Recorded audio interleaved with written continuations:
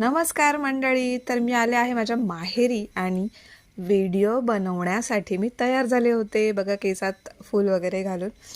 तर तेवढ्यात आई आली आणि म्हणाली, महाराणी, कसे ना, माहेरी आल्यानंतर काम नाही करायचं असं कुठे लिहिलेलं नाही आहे. तर जरा मी आता खाली जाते आहे, काहीतरी कढीपत्ता का काही विसरले ते आणायला. तर तेवढ्यात आमच्या तिघांपुरती खिचडी लावायला जमेल का तुला? तेवढं कर हो. म्हणजे भावाचं जेवण तिने बनवलं होतं, त्याला काय लागणार ते, फक्त आमच्या तिघांसाठी मला बनवायची होती. तर मी जरा पुढे व्हिडिओ बनवताना अतिशयोक्ती केली आहे की हां, आईला थोडा आराम, असं तसं. हे माझं मनोगत झालं. मनात मला असं नेहमी वाटतं, माहेरी गेले ना की मी आईला मदत करणार. घरी एवढं काम करते तर आईला पण तिथे गेल्यावर मी मदत करेन. पण असं कळतं पण माझ्याकडून वळतच नाही.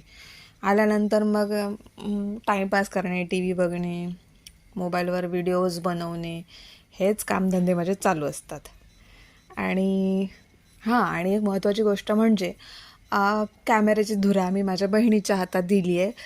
सेल्फी कॅमेरा चालू असल्यामुळे राईट हँड हा लेफ्ट दिसतोय, त्याच्यामुळे समजून घ्या की मी लेफ्टी नाही आहे. आणि आता बघा तुम्ही जरा माझे अतिशयोक्ती. खिचडी बनवते.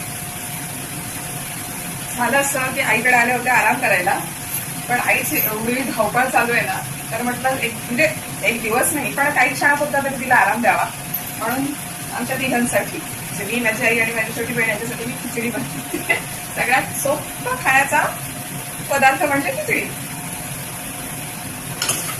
ऐकलत का? एक्झॉस्ट आणि चिमणीचा आवाज असल्यामुळे जास्त आवाज येत नसेल तुम्हाला माझा, त्यांचाच खरखर जास्त आहे. तर हे असं आहे. आणि तुम्हाला एक सांगू का, माझ्या आई आणि बाबांनी लहानपणी हेच मला ऐकवत आलेत की तुला सगळं आलंच पाहिजे. हो, अगदी म्हणजे कसं, आणि ते योग्यच असतं त्यांचं, की तू सासरी गेल्यानंतर तुमच्या मुलीला हे बनवता येत नाही, हे काम करता येत नाही, हे ऐकू येता कामा नये. हे मला आई नेहमीच सांगायचे.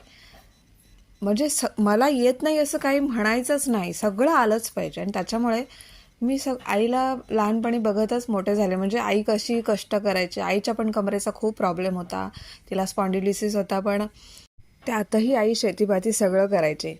मला तर आईच्या माझ्या नखाची पण सर नाही आहे, पण ठीक आहे, थोडं थोडं जमतं मला. तर तुम्हाला कसा वाटला व्हिडिओ नक्की सांगा. धन्यवाद.